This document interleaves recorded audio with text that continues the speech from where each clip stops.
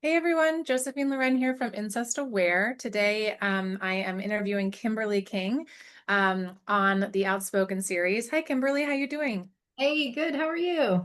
Good. You want to tell our listeners, our readers, our watchers a little bit about who you are? Yeah, definitely. I'm Kimberly King, also known as Tough Topics Mom on Instagram, and I am a survivor who ended up writing a book based on, I would call it an unsafe sleepover that my son had years and years ago. And so I found that there weren't really any resources for kids that talked about like child on child sexual abuse. And there really weren't many, decent books about the topic either. So I jumped into the topic and became part of Darkness to Light and started teaching body safety and writing books. And I'm also a kindergarten teacher and a mom of three kids in a Wow. nutshell. How do you do it all? It's like a master of what's that saying? My memory is impaired. I do most things sort of okay. That's kind of where I'm at right now. Right. I have a really nice teaching assistant who helps me stay organized, and I have a virtual assistant now that I just hired to help me with the same tasks, and I have a lot of help. So Well, I'm glad to hear you have support. Thank you for disclosing that you're a survivor. I'm really sorry to hear that. And so excited to hear that you got to step in and protect your son and then write this really excellent book. This is not the newest version, but I said no. A kid to yeah, kid guide to keeping private parts private. Kimberly can show you the there's newest. the new one. That is the new Awesome. cover. So this is a new publisher and a new edition. The old book, originally published back in, I think it was 2009, had been through some changes, and I grew as an author. And long story short, I ended leaving Bolden and moving to Marble Press. And they really wanted to revamp it, reorganize it, and add to it because it's kind of like got every single topic you need in it, and we just wanted it to be more accurate to reflect the times that we're in right now because things have certainly changed since 2009. So What yeah, I'm excited. what are you seeing as the changes? What did you implement as the new changes to kind of update the Yeah. pitch? So one of the big things we're seeing in the research is that there is actually more child to child sexual abuse happening. And the root of that, I think, the research is showing is typically access to pornography and social media and unsupervised social media, and then just over sexualizing the culture that our young children have to live in. So we're seeing more of that. So I wanted to really clean up the scenarios in the book to reflect like what's happening now. So we added a couple of scenarios for kids that, like, let's say you're playing on Xbox and a stranger tries to connect with you and talk to you, and the stranger is posing as a 13-year-old girl, and so you befriend the person. And so like trying to teach kids like how not to have friends online unless they actually know them in person, and like what to do if somebody tries to contact them, and different scenarios that can happen online, social media, how kids can trick you into sending pictures. It's very light, but it's like an introduction to those topics, which is great because once you introduce it, you can talk about it further with your child. You don't have to overwhelm them and scare them to death. That's the point of all of these things, is that they're kind of just like conversation starters, and then the parents take it from there. And what inspired you to write a children's book specifically? Definitely my son, who he had a scary sleepover. I was just had a baby, my third, and my husband was in the Navy, and I had to leave my two kids at a neighbor's house. And my neighbors, we were friends forever, and we knew them well, but they had never done a sleepover. And so off they went to the sleepover, and I remember on that night, I got a weird feeling that something was wrong, but I told myself, oh, you just had a baby, you're tired, you haven't slept, you're fine, everything's fine. Anyway, when I went back to pick up my kids, my son came right out and told me that he had a red flag. And so we had done this little thing where, like, they would tell me if anything ever happened, if anybody tried to touch a private part or made them feel unsafe, they would like raise a red flag and tell a safe adult, tell me. So interestingly enough, on this night, my son, he actually did tell the mom that was in the house, and the mom just sent him back to the friend. So you never really know how anybody is going to supervise your children behind closed doors, A. But that was really the motivation, was like, okay, I just never thought that something like that my son would be at risk from his best friend who was 6 years old. Like it just never crossed my mind. So we ended up writing about it afterwards. He was really traumatized, even though like, it wasn't, in his head at that time, it wasn't that big of a deal. But later, he felt guilty and he felt ashamed and he felt like it was his fault. So the writing came out of those feelings. And then we just started talking about like how, it was really brave that he told me, that stuff isn't supposed to happen with friends. And we just realized we had a book because we were writing in journals and talking. So I wanted to solve a problem and bring awareness to that issue. I'm so inspired that you and Zach got to write that book together. I think, what we're seeing, as you know, is that this peer on peer sexual abuse, or especially between sibling on sibling sexual trauma and abuse, is so common. And that youth voices in the kind of prevention, intervention, recovery, and justice processes is so important. Yeah. So I love that Zach gets such a strong voice in the book. I also love that the book is really written for adults and children at the same time, which I think is really clever. So even reading it as an adult, I'm not a prevention expert. And I learned so much about basic language, like you're saying, red flags versus green flags. Right. Really common, good language to use. I loved how inclusive the book was to educating the reader, especially the adult, about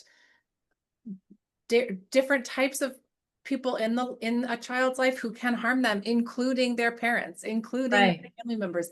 That's something that incest is often so left out of the child sexual abuse conversation. Prevention education is often so focused on people who harm outside the home. I was so Right. relieved to see that you included a whole page on, hey, if it's your parent, that's really tough. Yeah, And that's the hardest thing of all, I think. If oh, it's so hard. And I remember writing that page, and back when it was originally published, our publisher didn't want that in there. And I pushed for that, and finally we did have that language in there. And I think that's just so hard to broach because it's still that taboo topic, and you don't want to have that idea in someone's head, but that happens. And Mhm. so they have to know that it happens, it's not okay, and what to do. Yeah, so I think that's key. And another thing, like in the new book that is a little bit different is, and if you go back into the old book, you're gonna go like, oh my God, Kim, really? But like I defined safe adults. So like I did this whole build up about like what a safe adult is.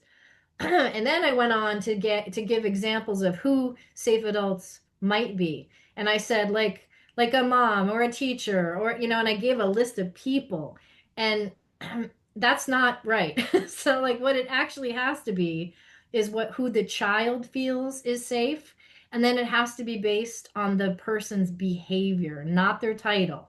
And so that's like the most critical update in the new book, is like I think it says something like so this safe adult is somebody your child chooses, who would show up in an emergency, would never break a body safety rule, wouldn't ask to keep secrets, and is somebody that the child feels comfortable talking about tough stuff with. So taking it away from the title, because that's like all wrong. Even though my intention was right and there was a page after it that clarified, it's still just like too confusing. So we clarified, got rid of the titles, and onto the feelings and the behavior.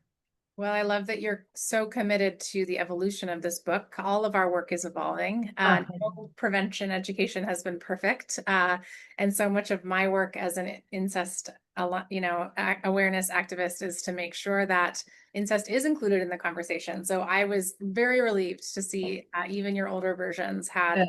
incest represented.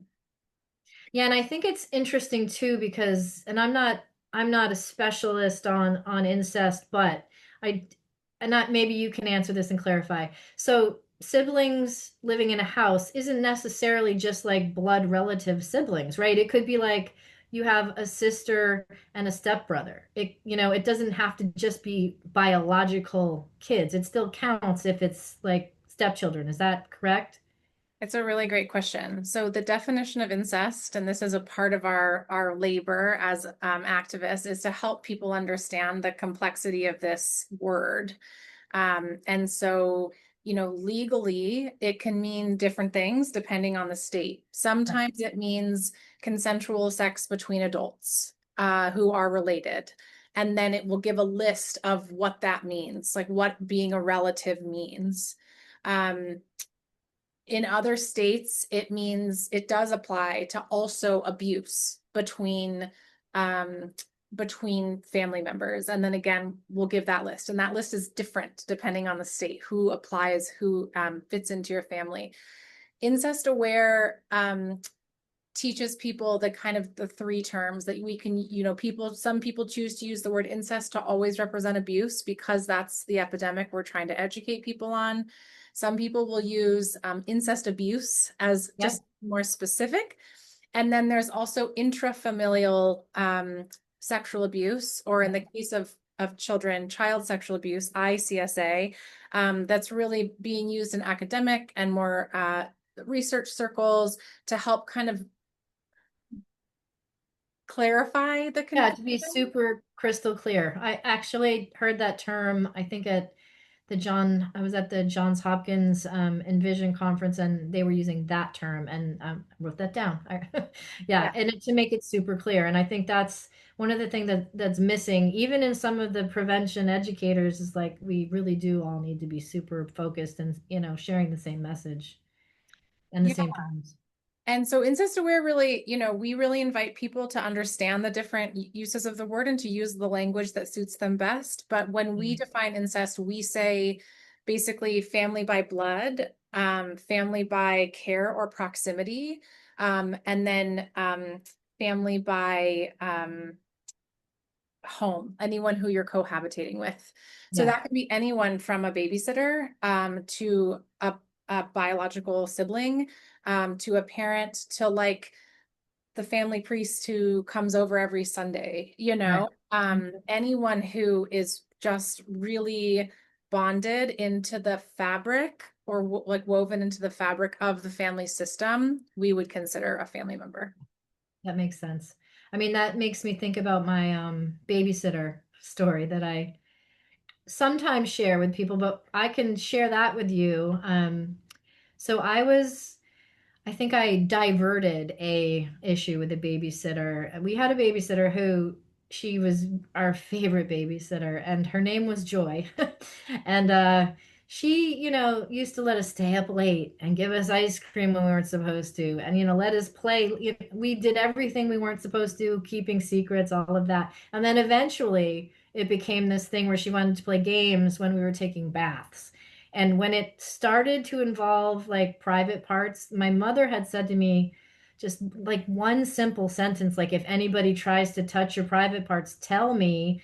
And so we told my mom right away. We never saw that babysitter again. It was like we diverted, I think, a real serious situation. And it was a female babysitter. So I think a lot of times parents kind of feel this comfort level with female teachers and female babysitters, and we just make all these assumptions that a woman or a young girl wouldn't do that. But I just, it's definitely not the case. It just goes, I think, underreported. And I know the statistics say that it's more likely a man, and it's, the numbers I think are 90% are male perpetrators. But yeah, that's a number that's hard to figure out, and I always want to share that with people that for me, I'm like not one, we have all these risk factors, right? That increase your chances. Well, I had the nuclear home. I had a female babysitter. I grew up in, a nice neighborhood, all the things that, and it still happened to me, and it happened to me twice. So the risk factors I think are interesting, and it just makes me think we really all just need to focus on prevention, focus on that, and just reducing the risks when we can, but not assuming that they're not there because they are. Yeah, well, thank you so much for sharing in more detail your survivor story. And again, I'm sorry that it happened not once but twice. I think you're so right. And as another, survivor of intrafamilial child sexual abuse within in my case, it was a wealthy, safe white community that often I find myself saying like to people, hey, it happens in our communities too. Yeah. And just like you were saying, it happens by females too. It happens to males too. Yeah. There are, so much of sexual violence research in general has been really focused on abuse between cisgendered men and cisgendered women. And there is abuse between all ages and all populations. And it's so important that we continue to focus on prevention and intervention for everyone because we know this is such an important topic. Yeah. 100%. What are your kind of dreams moving forward with this book now being released? Congratulations. That's so exciting. Yeah. Dreams moving forward. I really hope that someday every state will pass legislation. Aaron's Law is just like one of them. It's been passed here in Connecticut, and I think it's been passed in 38 states, which requires body safety education and sexual abuse prevention for kids in public schools, K through 12. And I really hope that that passes everywhere. And then teachers and parents start to get educated and empowered and work together on this, because I think that is the missing piece.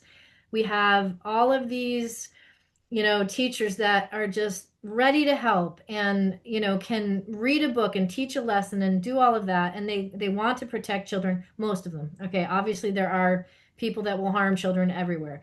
But, and so the training of teachers, the training of parents, and the training of kids, it has to be like a three-tiered approach. And I don't think we're quite there yet, but that is my dream, that like we can start early, like in preschool, and just start to teach the body safety language and teach kids about their bodies and the right names of the parts, and have like a comprehensive prevention program from when you're born until when you go off to college, so that when you go to college, you're going to have a different experience than I did.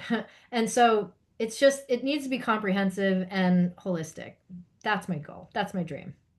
I love that dream so much. I entirely agree with this community-centered approach when it comes to prevention of sexual abuse, just in general, that we all need to be better equipped, educated on Yeah. this subject. Um, Also, I have a little one in my life.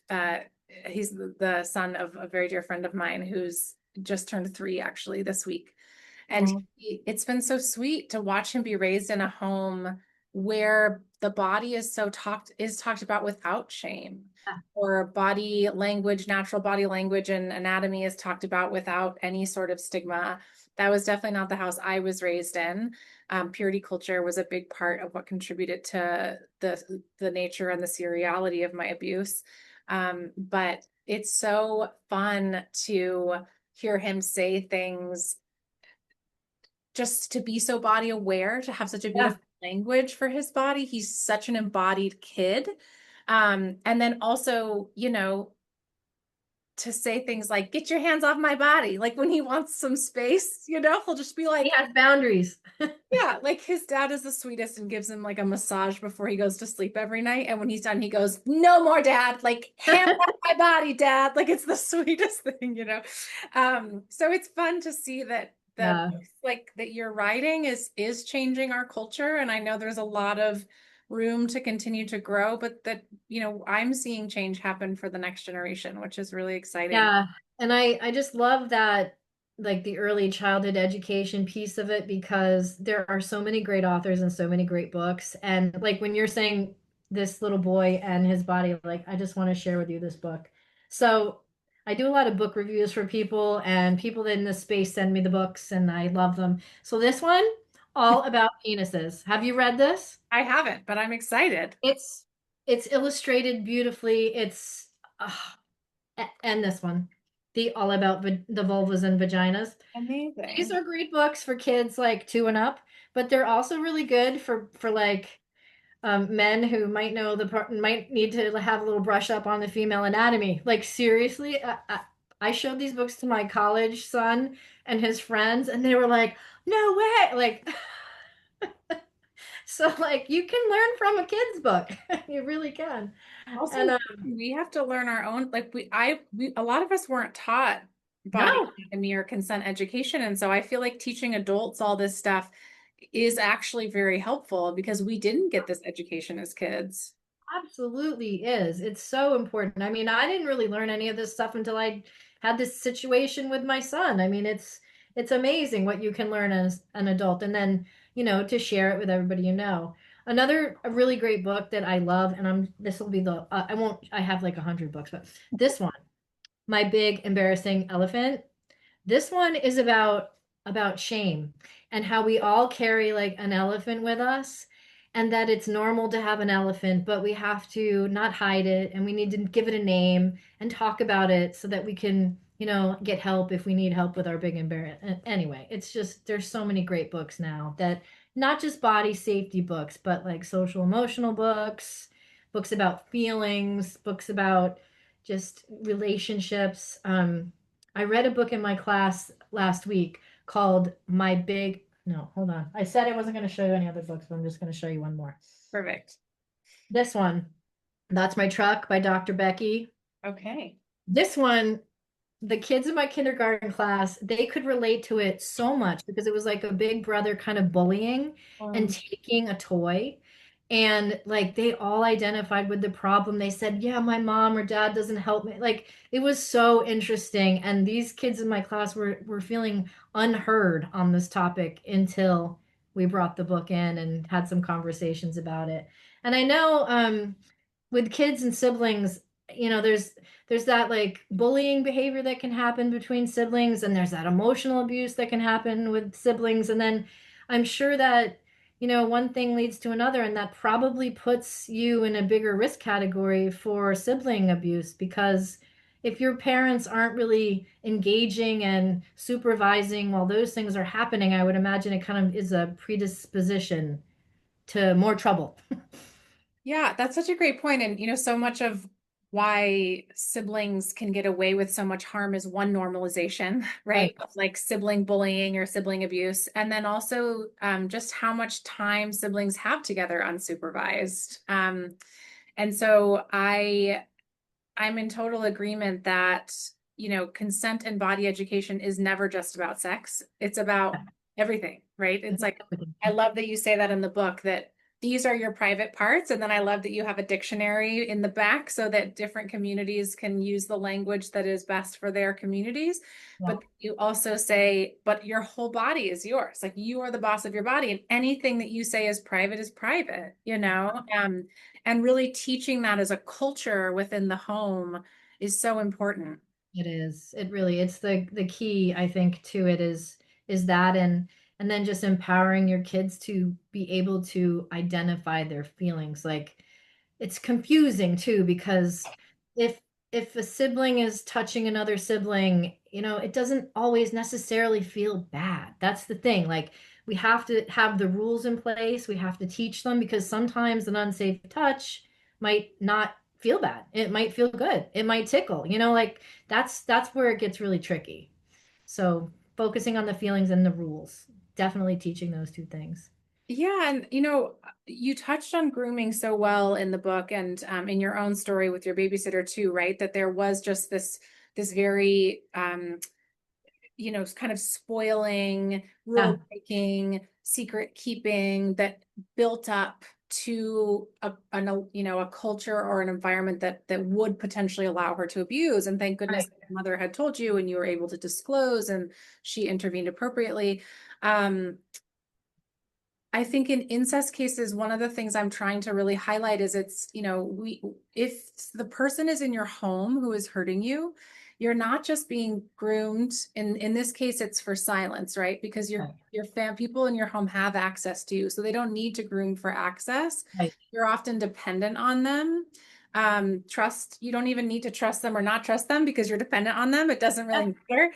But there Right. is a deep conditioning, right, of children to say, this is who you are. This is who you are supposed to be for me. This is what you are supposed to do for me. And Right. often I talk to incest survivors all the time who are like, I didn't even know what was happening to me in my home was wrong until I was in whatever grade and learned about good touch, bad touch. Or Yeah.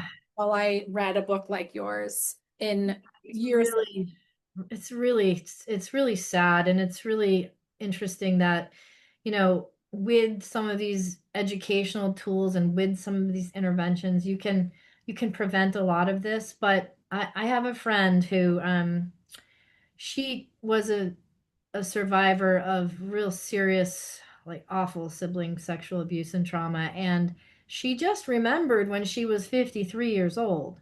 So her whole life has basically like crashed down on her. And the consequences of it are just like devastating to many people. So I just the work that you're doing and the work that people do, that to heal, to move forward, to it's so complicated and I mean, I just don't know how people do it, but it is amazing that they can process it, that they can move forward, and that they can have healthy, productive lives. And yeah, so anyway, I'm just glad that you have your organization. I've already shared your organization and Five Waves. I'm sharing all of these new information pieces with everybody that I know, because I get a lot of emails and messages about sibling sexual abuse in my Instagram and to my email. It's probably accounts for like 50% of the questions that I get. Wow. Well, I'm so thrilled. I mean, what you said was so spot on about your friend, just in that the average age for sexual abuse disclosure in the United States is in the 50s, right? Like 50 to Yeah. 52. And that I recalled my memories and disclosed it, like, I think I recalled my memories at 24 and then disclosed maybe around 26 or something. I forget the exact age, but much younger, Yeah. And so often people meet me and they're like, oh my gosh, Joe's so young. And I look younger than I am. I'm almost 40. Oh my But gosh. yeah, and that is something I feel really grateful for. And I used to teach at a high school, and my students, I was very open with my experience with them. And my students, a few of them had come up to me and said, hey, I'm a survivor too. This has ended. There has been intervention, but this happened. And I was so thrilled that, your friend disclosed in her 50s. I disclosed in my early 20s. They're disclosing and sharing and getting help at 16. And ideally, this doesn't happen at all, but Great. what a great thing that we are creating a culture where people can come forward earlier, get the Yeah. help they need, and find support, like Five Waves, Incest Aware, and Yeah. other organizations to say, hey, you don't have to do this by yourself. We're here to support you. That's so important. And I think in the new book and in the old book, I remember writing like, no matter what, it's never your fault. It isn't. And a lot of kids just blame themselves, but there is just like such value in knowing that you can tell. Like, just knowing somebody that's had a story like yours almost brings like a little comfort and gives you a little courage that like, okay, I'm not alone. Okay, I'm gonna tell somebody, because I think I think the statistic is like 68% of kids never tell anyone. And so if we can just shift that a little bit, piece by piece, and then also work on prevention at the same time. Yeah, and I think, one of the things I'd really like to build out as a resource eventually is just helping people to better understand the law around mandated reporting in every state and how it's Yeah. really different, emancipation laws for kids in every state. In that, one of the reasons kids especially don't disclose is because they're afraid of being reported on. And this is specifically true, especially if it's happening within the home, right? Because again, Yeah. that's where not only your sense of identity, but also your economic foundation is so threatened by some sort of systemic intervention. I think there's a lot of opportunities to be creative Mhm. in how we as a community respond in a way that helps kids feel safe to disclose. Um, Mhm. without so much of the hypothetical language that's often encouraged, Right. especially in school contexts, that I think I understand the purpose of that, and it does feel like we're encouraging kids not to disclose, which can be. Yeah. My talk about so in this book behind me, Body Safety for Young Children, Empowering Caring Adults, I talk about how to receive a report because if you so as a teacher, I've received many reports, and when my son disclosed to me, I kind of freaked out. I was like angry. I lost my temper with the other mom, and then that triggered like memories and an emotional breakdown, and I had a crying fit in the shower. But it didn't help my son at all. Right. And he kind of clamped up once I started wigging out, right? So like although it's really hard to like keep your cool, if you are a teacher or a parent or whatever, like you kind of just have to have that space where they can tell you whatever it is they need to tell you, and you just listen, and you got to try not to say things like I'm going to kill that person, or we're sending that person to jail, or how could he do, you know it's way complicated, but the biggest thing is just to hold the space where the child can talk. And then I have tips in there about like how to do that. So I think that's a really big thing. Like in pre, I teach in a kindergarten, and so we have a body safety box. If anybody has a body safety emergency, they just put a note in the box, and then I know to go talk to them. You have to make it easy for the children to tell you if they're having any kind of serious problem. Because if you're teaching kindergarten and then there's 20 kids in your class, you're busy, and they're like raising their hand like Miss King, Miss King. And you need a system to create an environment where telling is just so easy that it's not a big deal.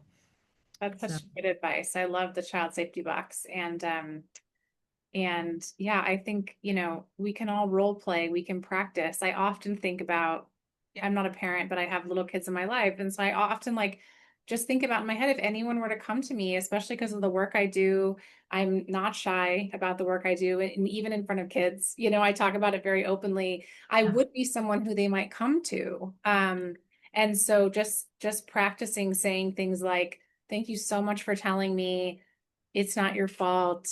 It is the adult's job in your life to protect you, and I'm so sorry that we failed to do that. We are going to, do that going forward.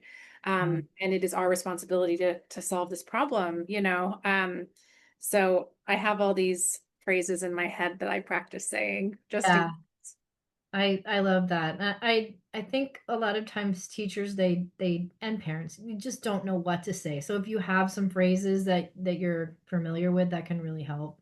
Yeah. Yeah. What are some of your favorites? Well, with my son, obviously, I did a bad job at that one. But All just learning. I just like I will say like, okay, I'm here to listen. Yeah. I believe you. Yeah. You can tell me whatever you need to say. Mhm. And I'll remind them they're in a safe space. I don't ever make a promise like I'm gonna, fix this for you today. You won't be in danger ever again. I don't say things like that. And I think that's a little tricky. You have to have some training to know what to say, what not to say, because it's just not, you don't want to make a false promise to a kid who's disclosing to you. So that's something to be careful of, like, and thank them for telling. Yeah. Well, thank you so much. This was such a great conversation. I'm so grateful for your work and can't wait to just see the impact that it has as you disseminate it, the new version out there. Well, thank you. It's supposed to launch September 23rd, which is coming right up. So I'm just glad I got to be able to talk about it a little bit, and I'm thankful for being here and for all the work that you do. So we'll keep on keeping on. We'll keep on keeping on. Thanks so much. Thank you.